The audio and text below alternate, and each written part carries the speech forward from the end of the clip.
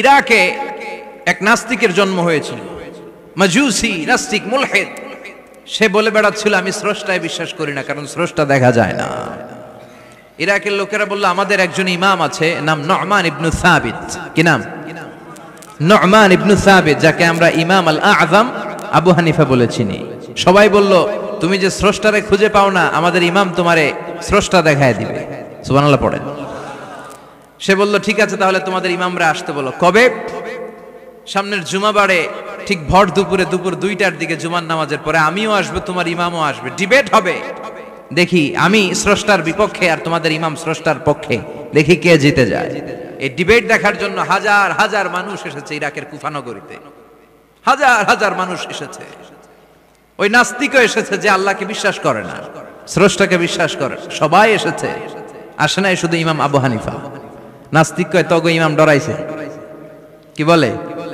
তোদের ইমাম ভয় পেয়েছে। উনি এসেছেন 1.5-2 ঘন্টা দেরি করে।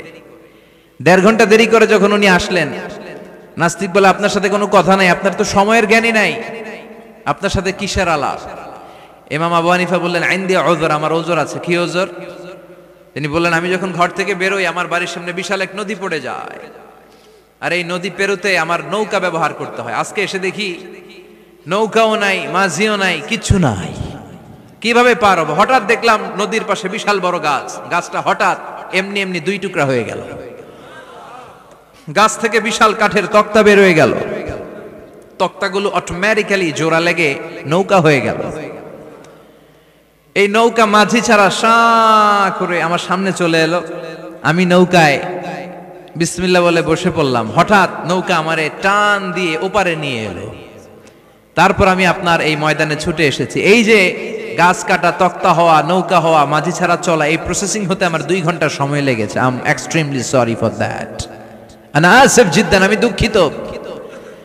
নাস্তিক নেতা বলে তবে ইমাম গাঞ্জা খাইছে। কি খাইছে? তোদের ইমাম মাজনুন, জুন্না আলাই, মাথার তার সিরা নিয়ে যা। ইমাম আবু হানিফা বললেন ময়দানে আমারে গালি দিলেন কেন? পাগল বললেন কেন? তার সিরা বলে ডাকলেন কেন? মাজনুন শব্দ ব্যবহার করলেন কেন? মার্জিত ভাষা ব্যবহার করতে শিখেন। নাস্তিক বলে কেমন কথা আপনি বলেন? শিক্ষিত মানুষ, দার্শনিক মানুষ, জ্ঞানী মানুষ, ইমাম মানুষ, কোন মানুষ ছাড়া, করাত ছাড়া বিশাল বড় বড় গাছ কাটা যায় নাকি? মিস্ত্রি ছাড়া তক্তা বানানো যায় নাকি? মিস্ত্রি ছাড়া তক্তা জোড়া লাগে এমনি এমনি নৌকা হয় নাকি? মাঝি ছাড়া পানিতে নৌকা চলে নাকি? ইমাম আবু হানিফা বললেন now you're on the right track. এই তো লাইনে আসছেন আপনি। এই লাইনে আনার জন্যই তো এত গল্প, লাইনে আনার জন্যই তো এত স্টোরি আমি মেক করলাম।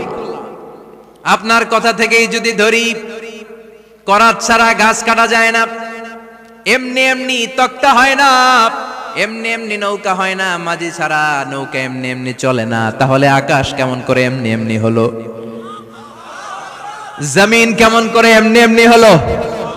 দ্বীপ প্রহরের জলজলে সূর্যটা কেমন করে কিরণ দিল এমনি এমনি? আল্লাহু আকবার! কেমন করে নবমণ্ডল ভূমণ্ডল সৃষ্টি হলো? কেমন করে দিন শেষে রাত্রি আসে, রাত্রি শেষে দিন আসে? ওইটা যদি এমনি এমনি না হয়, মহাবিশ্বের এই সুন্দর বসুন্ধরার সব কিছু কেমন করে এমনি এমনি হয়?